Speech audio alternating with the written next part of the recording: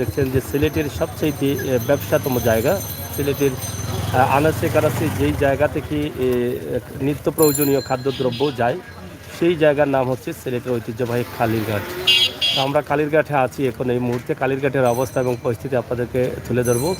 পবিত্র মাহে রমজান মাস চলছে এবং পাশাপাশি লকডাউন চলছে। লকডাউন এবং রমজান মাসের জন্য হয়তো ব্যবসার অবস্থা এবং পরিস্থিতি কি আমরা সেই বিষয়ে আপনাদের কাছে উপস্থাপন।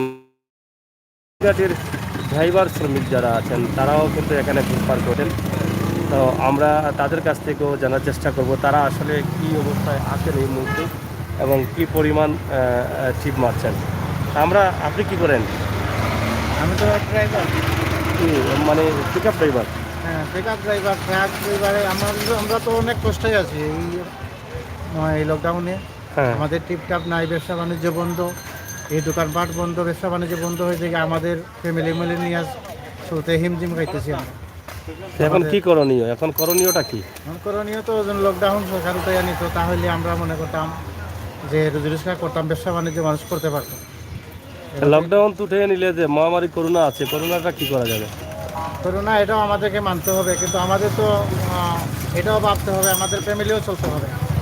আমাদের ফ্যামিলি না চললে আমরা তো এই ঘরে বৈশা বৈশা আমাদের নানান ধরনের সমস্যা আছে, ডাক্তারি আছে, আমাদের তো বৈশা খাওয়ার মতো তো টপিক নাই। তার সরকার আমাদেরকে ড্রাইভার শ্রমিক অথবা এই শ্রমিক যারা আছে তাদেরকে একটু হেল্প করুক সরকার। আমরাও বৈশা থাকবো, আমরাও চেষ্টা করবো করোনা মহামারী মারা, এটা আমরাও চাই না যে আমরা একজনের জন্য আমাদের ফ্যামিলির সবাই নষ্ট হোক। আমরাও এটা চাই যে এই করোনা মহামারী মানিয়ে চলি সবার মতো। সরকারের আইনও আমরা মানি, কিন্তু আমাদের চলায় খুব কষ্ট হইতেছে। মানে এদিকে একটু খেয়াল করার জন্য। তা আপনার বক্তব্য কি? আপনি কি ফিকার চালান? তো কি টিপটাপ হচ্ছে? জি না, লকডাউন দিছে, বাজারের অবস্থা খুবই খারাপ, দেন মানুষ নাই।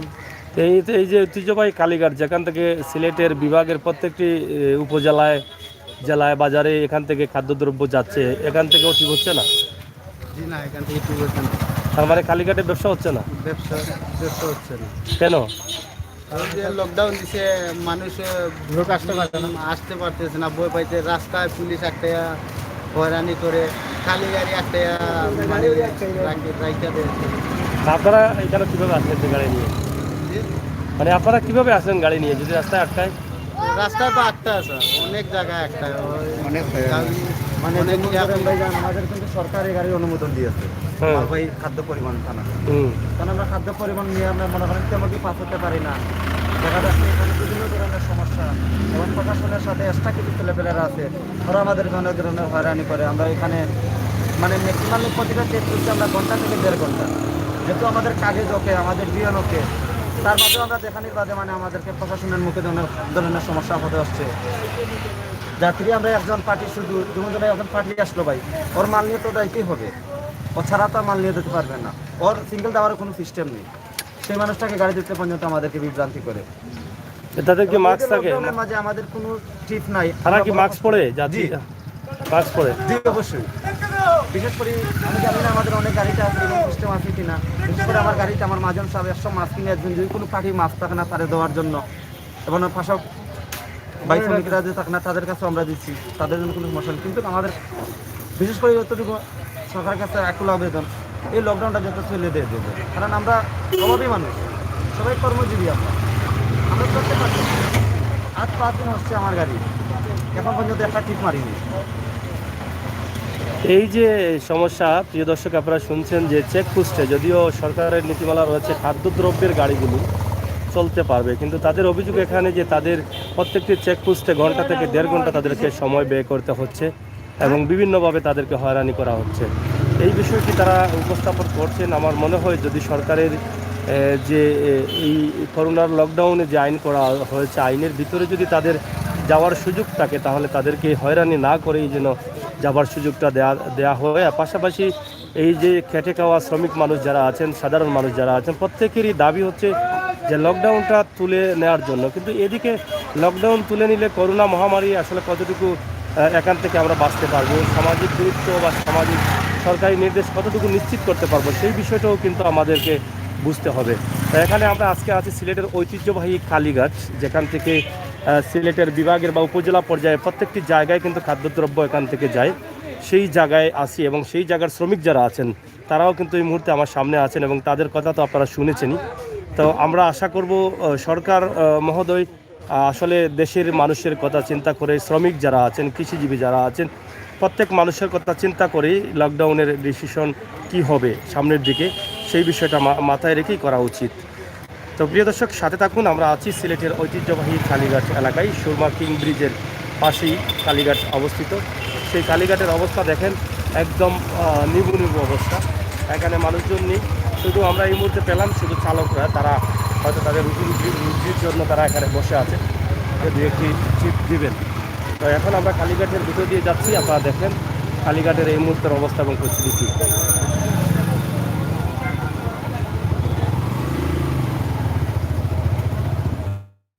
নির্ধারিত একটি টাইম আছে, সেই টাইমের মধ্যে তারা ব্যবসা করতে পারবেন।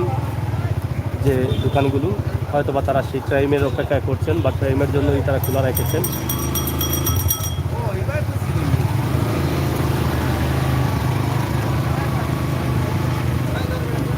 আজকের কালীঘাটের অবস্থা এবং পরিস্থিতি কী, সেটা এক নজরে আপনারা দেখতে পারবেন। শত শত ট্রাক, মিনি ট্রাক এগুলো রয়েছে। দোকানগুলো খোলা আছে কিন্তু হয়তো ক্রেতা নেই।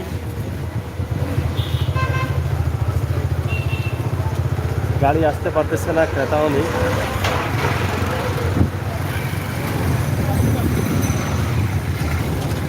এখানে দেখছি একটি গাড়ি ভরে মাল যাচ্ছে, এখানে টুকটাক মাল যাচ্ছে, খাদ্যদ্রব্য।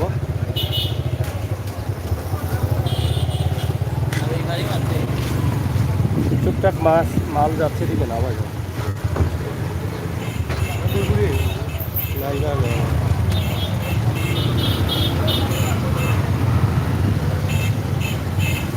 তো এই ছিল আমাদের কাছে আজকে কালীঘাটের অবস্থা। ঠিক আছে।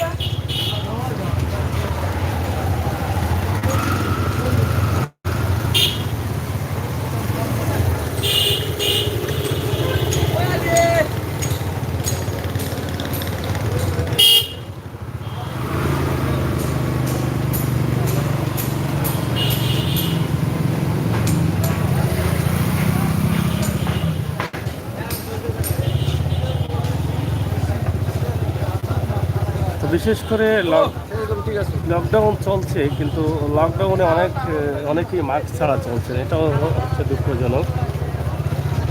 মাস্ক নেই অনেকেরই মুখে, নাকে, হাতে, দেখেন অবস্থা।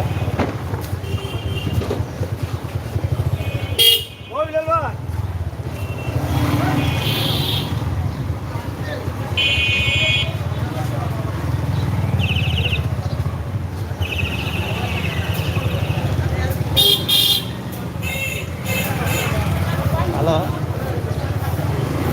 হ্যালো,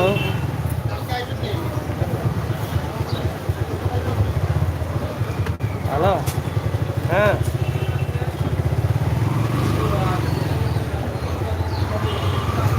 ওয়াহিদ, ও কিতা খবর ভাই? চিনছি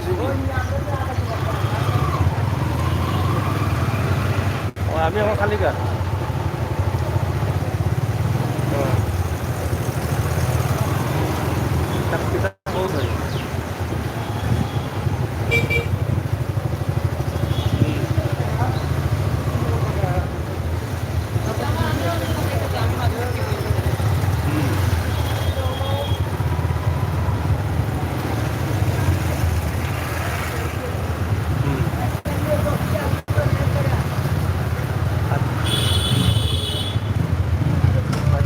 অসুবিধা নাই,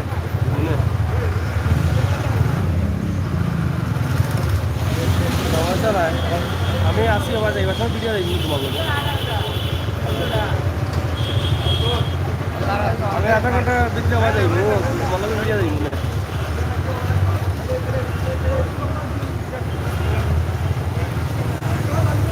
হ্যাঁ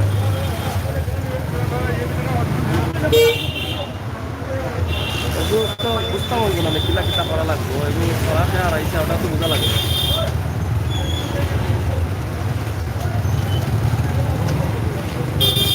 আচ্ছা বন্ধুরা এক আম্বরখানা আইও আম্বরখানা পয়েন্ট আইও আমি এই যাবো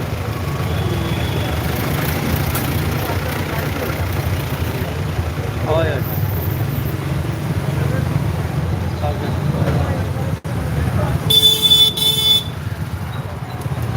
যাই হোক আমরা এই মুহূর্তে আসি আপনাদেরকে দেখাচ্ছি লাল দিঘির পার্ক এলাকায় সিলেটের ব্যবসা বাণিজ্যের এলাকা লাল দিঘির পার্ক অনেক পুরনো এই এলাকাটি এবং পুরনো দোকান পার্ক রয়েছে এখানে লাল দিঘির পাড়ের ভিতরে ব্যবসা চলছে জমজমাট যদিও শহরে হচ্ছে না কিন্তু লাল দিঘির এই ভিতরে কিন্তু ব্যবসা আমরা দেখছি এখানে পুরো ব্যবসা চলছে ফুটপাতের সমস্ত ব্যবসা কিন্তু চলে আসছে এখানে আমার কাছে লাউ আমার সাথে মায়ের কাছে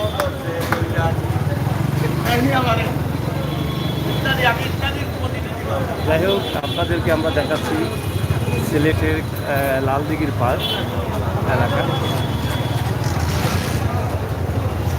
দেখেন আজকে সিলেটের অবস্থা এবং দেখি আপনারা বুঝতে পারছেন যে এখানকার বাজার সিলেট শহরের যে বাজারগুলো আছে সম্পূর্ণ বাজার কিন্তু লাল দিঘির পাড়ে চলে এসেছে ফুটপাতের যে ব্যবসা যেগুলো আছে সব বাজারগুলো কিন্তু দিকে চলে আসছে লকডাউনের জন্য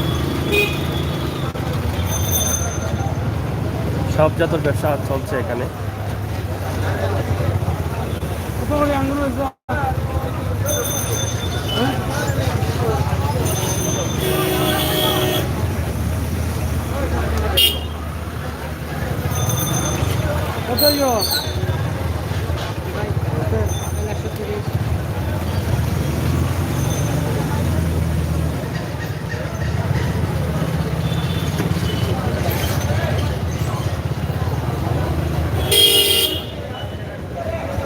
দেখছেন সকল ব্যবসা কিন্তু বন্দরবাজার লাল দিঘি পার এলাকা দেখছেন সব ব্যবসার জায়গা কিন্তু এখানে হয়ে গেছে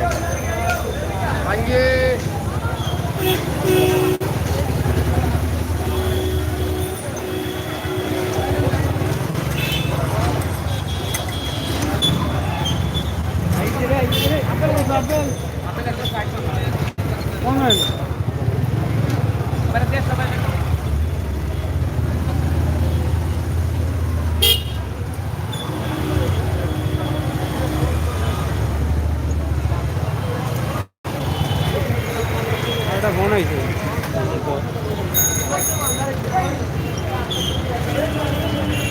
প্রিয় দর্শক আমরা এই মুহূর্তে আপনাদেরকে দেখাচ্ছি লাল দিঘির পাড় রোড মহাজনপট্টি এলাকা আপনারা দেখেন এখানকার অবস্থা এবং পরিস্থিতি এটা দেখি আপনারা বুঝতে পারছেন যে এই মুহূর্তে যে সিলেটের অবস্থা কী অবস্থা আমরা একদম কালীঘাট থেকে এই ভিডিওটি শুরু করে এখন পর্যন্ত আপনাদের কাছে উপস্থাপন করলাম আশা করি আপনাদের মতামত কমেন্ট বক্সে লিখবেন সিলেটের ম্যাগাজিনের পরবর্তী ভিডিও দেখার জন্য আমন্ত্রণ জানাচ্ছি